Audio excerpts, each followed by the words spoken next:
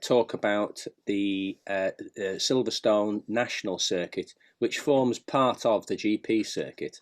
And if you've ridden the GP circuit, you inherently have rode 9/10 of the national circuit itself.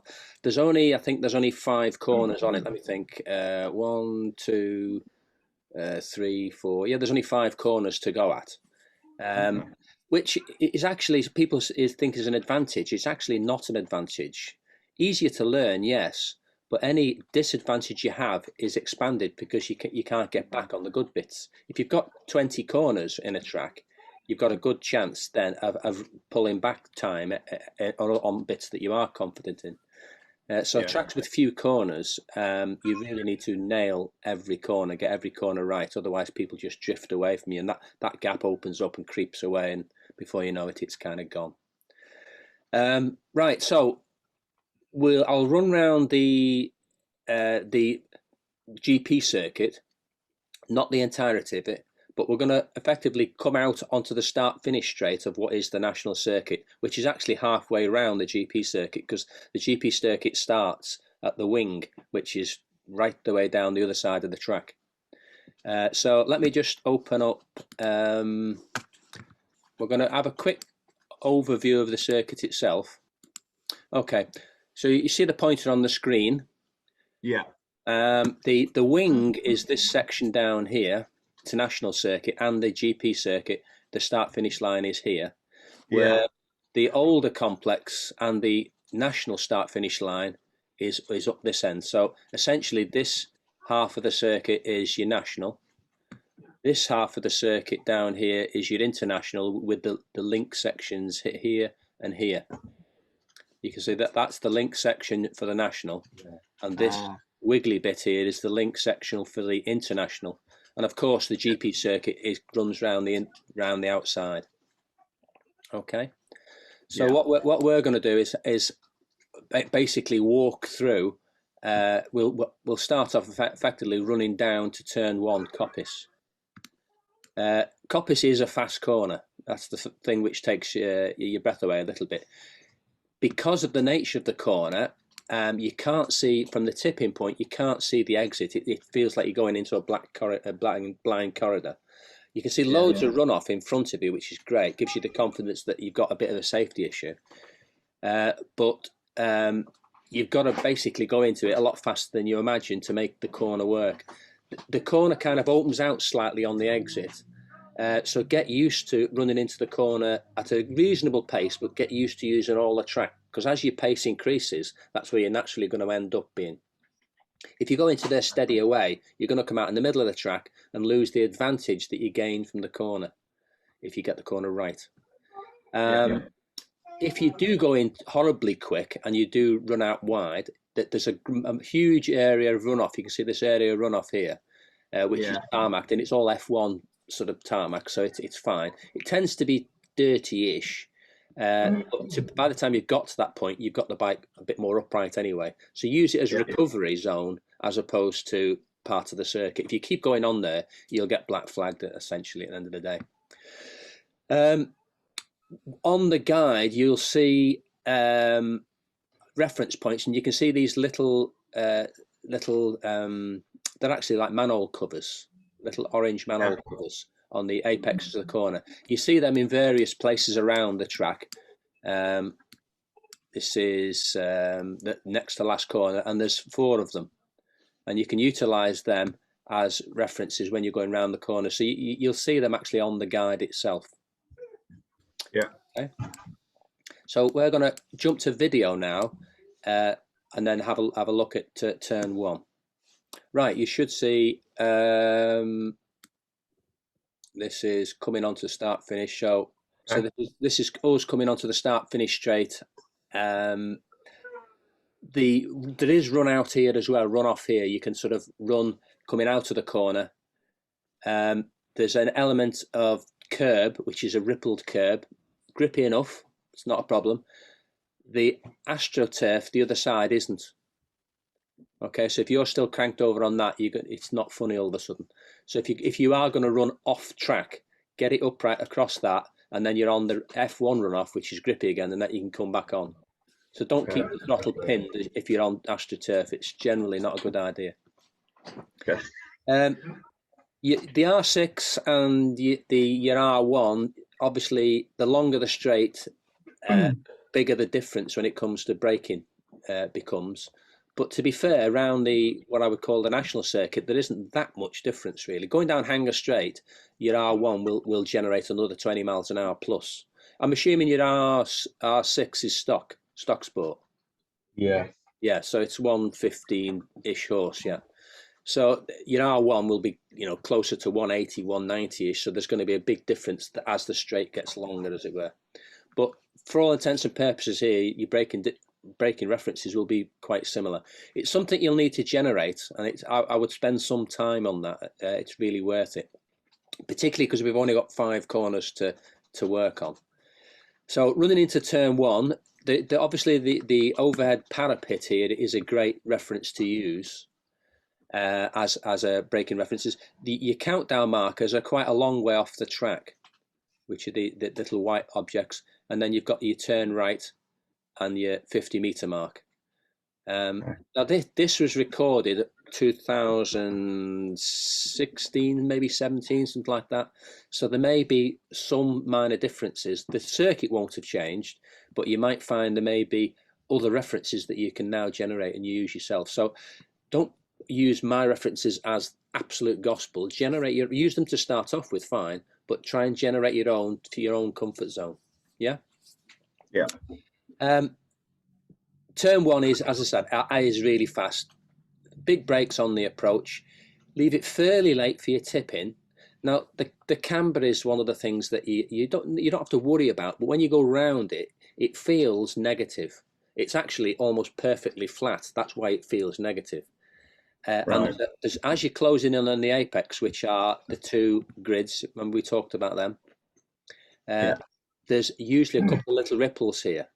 So if you've got the bike on its side at this point and you're still trailing a brake, I would suggest don't. I would suggest get off your brakes by this point. And I like generally to get off the brakes as you're closing in on this point. Even keep the throttle closed, to get the bike into the apex. But be definitely off the brakes by the time you reach the apex. And because from now on the radius of the corner actually changes from this point, it starts to open out slightly, so the radius is less. From now on, you can start to generate pace. So from now on, it's pick the throttle up, get comfortable, find the back tyre, find that grip, and start to drive out the corner. I don't mean pin it, but start to sort of develop feel. The bike, because you're at big angular lean, will be a bit slithery about, sliding about underneath your feet here. Your R6, I don't think will have traction. Is it a new one or is it an older one? No, it's 13S. Okay, so it's no traction, so it's very much you're doing it with your hand. The R1 by comparison is one of the best bikes out there from the traction control system. You really can pin it and just point it where you want it to go. So it's kind of cheating, but it's great.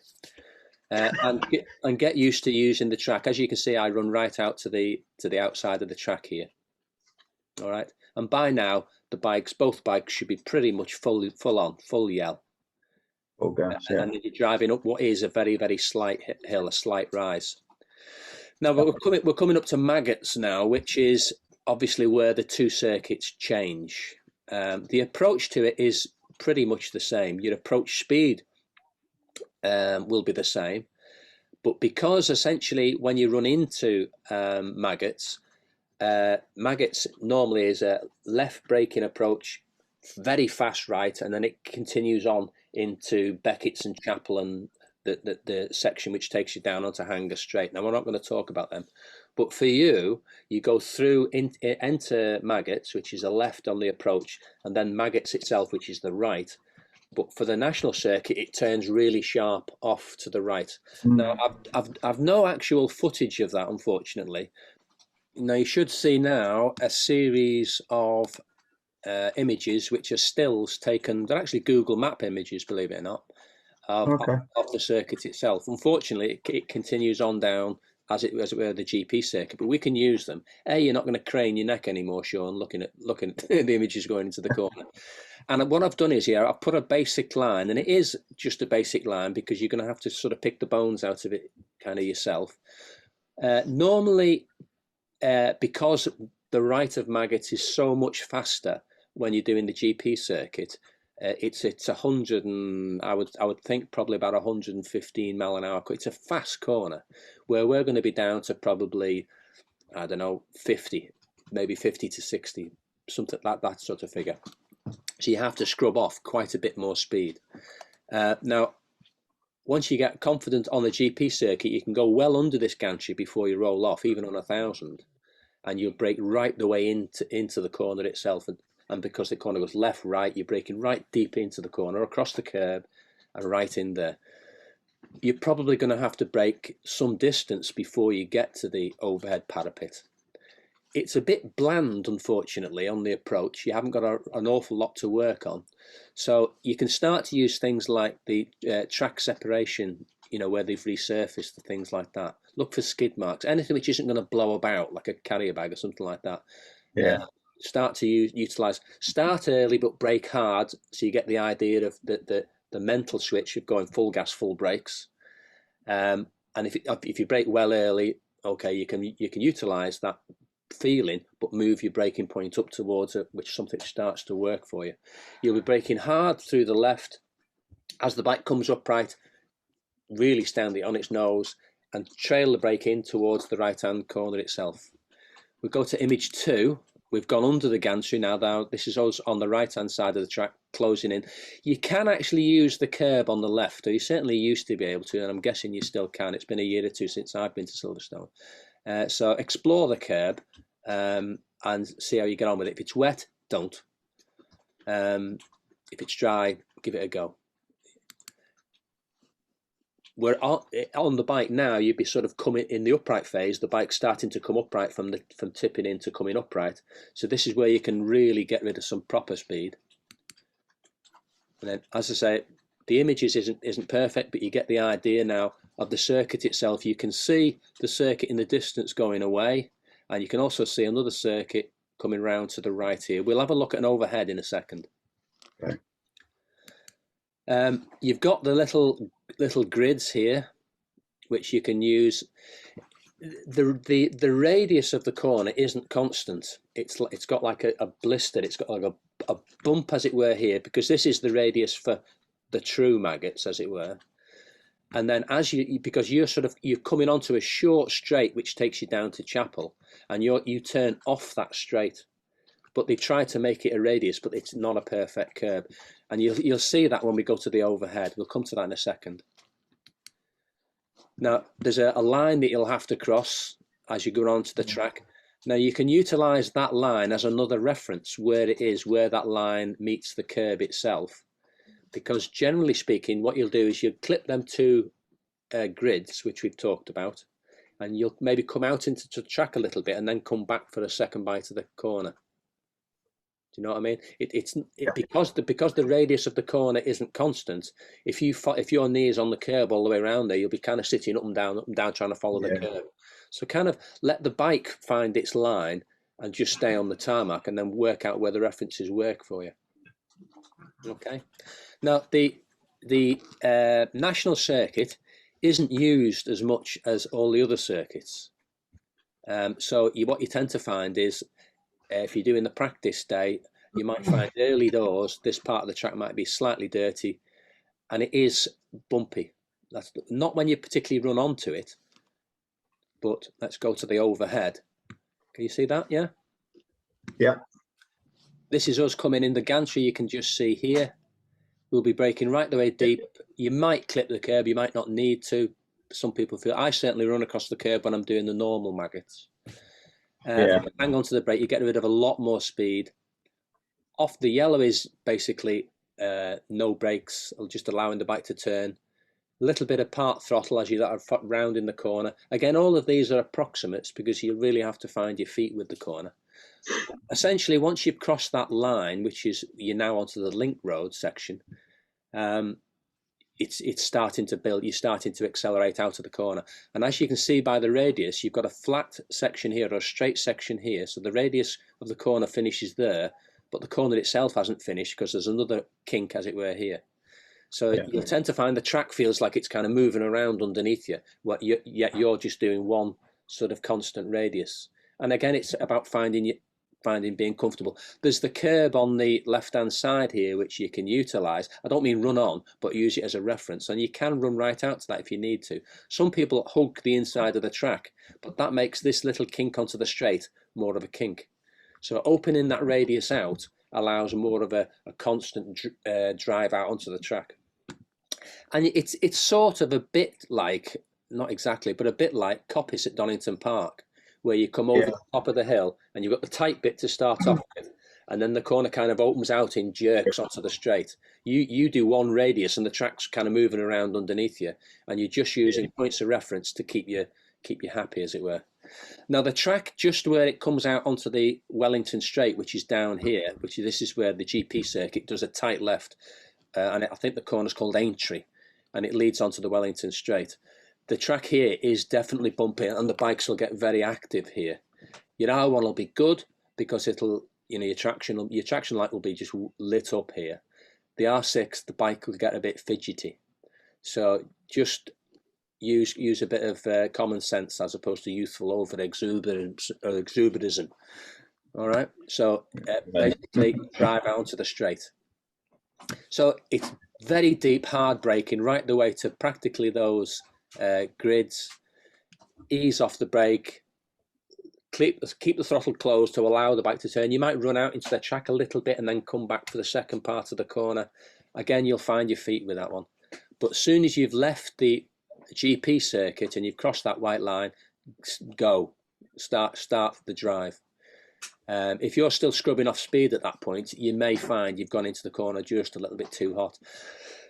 You need to get going onto the straight because, of course, if the earlier you can get onto the throttle and the earlier you get to full gas, what's that going to bring? It's going to bring more speed on the straight. The later you get to gas, the slower you're going to be on the straight.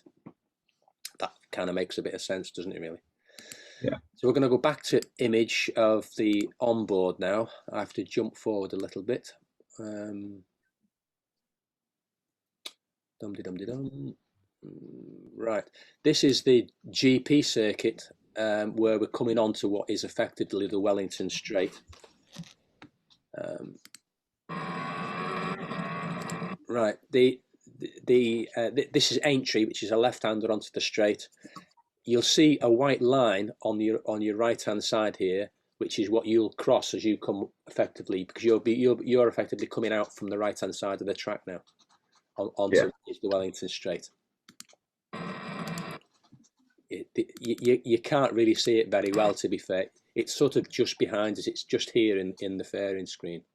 Yeah.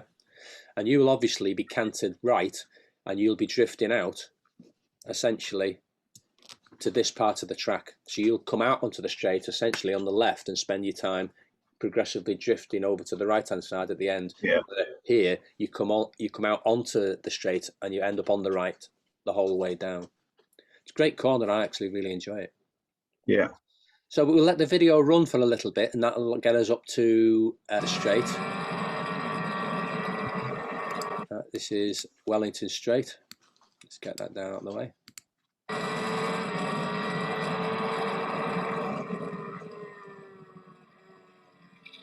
And into Brooklands itself.